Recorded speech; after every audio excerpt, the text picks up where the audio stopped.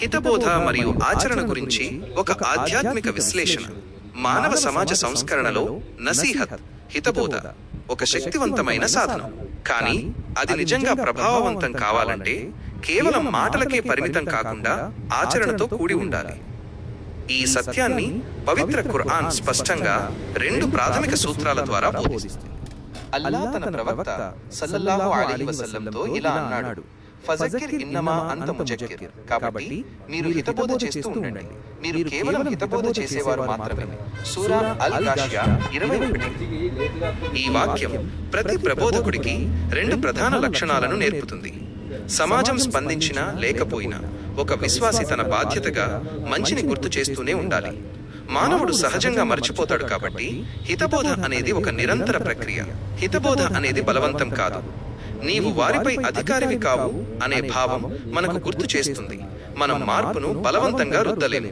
ప్రేమ, సహనం, దయతో చెప్పిన మాటలకే నిజమైన ప్రభావం ఉంటుంది. అల్లాహ్ మరొక ముఖ్యమైన హెచ్చరిక ఇస్తున్నాడు. లిమా తఖూలూనా మాలా తఫ్అలూన్. మీరు చేయని పనులను గురించి ఎందుకు చెబుతారు? సూరా అస్-సఫ్ 2.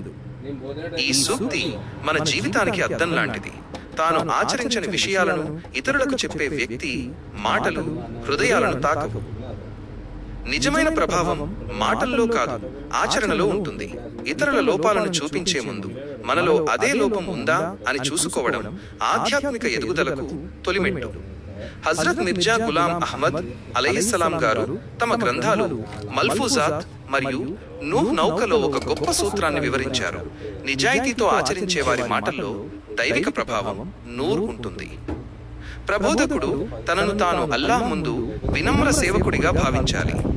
ఇతరులను సంస్కరించాలనే ప్రయత్నంతో పాటు తన ఆత్మను పరిశుద్ధం చేసుకోవడంపై దృష్టి పెట్టాలి.